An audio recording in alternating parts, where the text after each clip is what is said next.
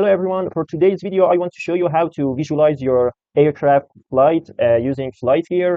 Here in this Simulink model, I modeled a 6 degree of freedom equation of motion for a typical twin engine airplane.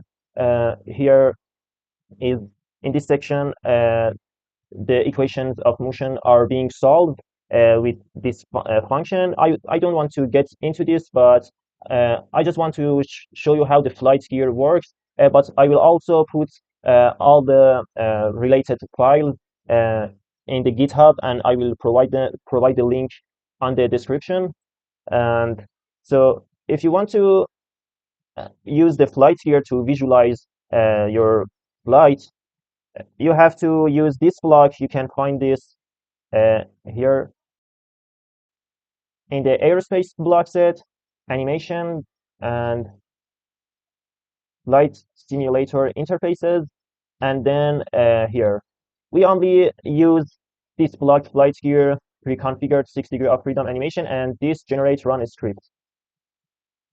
For this block here, you have to provide the latitude, longitude, altitude, and roll, pitch, and yaw angles, respectively. Uh, for driving the latitude and longitude, which I performed here in this subsystem, you can derive the latitude and longitude with using these equations, in which phi is the geodetic latitude and lambda is the geodetic longitude. And so you can derive them easily and then integrate them to access the latitude and longitude. And after that, for igniting, for starting the flight here, you have to, it's more convenient to use this generate run script. You can choose your airplane here, even the airport and whatever there is. It's better to unmark, it's better to mark the second option here, disable FlightGear shared options. And so you have to choose your output file name here for your bat file, and then when you press generate a script, this bat file will appear in your MATLAB working path. So for my sake, it would be appear right here. This is the bat file I'm talking about. So when you want, before you run the Simulink model, you have to double click on this file and open this bat file. So this will open the FlightGear for you, and something like this will appear. So if I hit the run button here, you can see there is this airplane, which is some Cessna or something. You can see the input controls here, namely aileron, elevator, rudder, and whatever there is. Here you can see the state variables, and here we go. You can also change the view if you want with pressing V.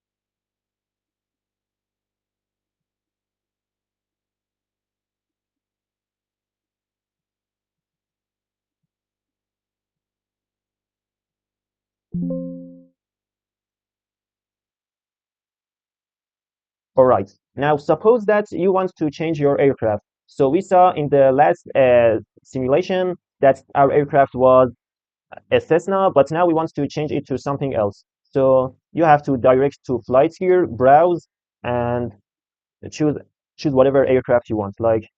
Um, like for whatever aircraft, you have to install the aircraft first. And when you install the aircraft, this directory will appear. And now note that the directory of the file of this aircraft has to be exactly here.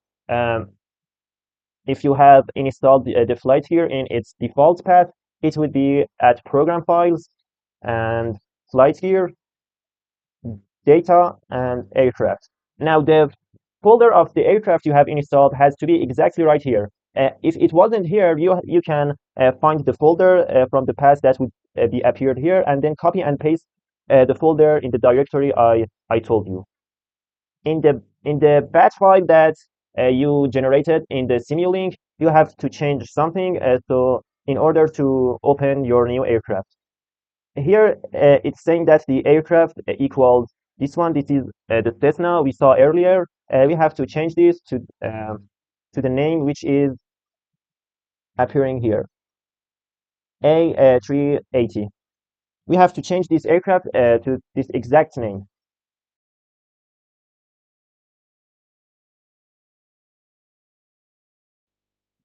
But right now you can see the airplane has been changed.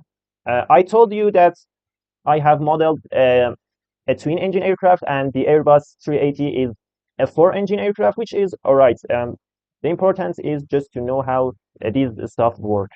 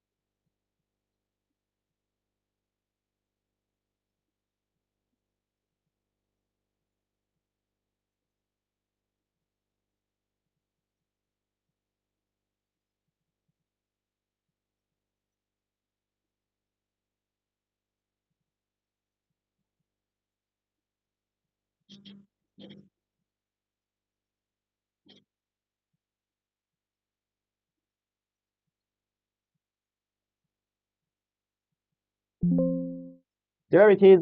Thank you for watching. Goodbye.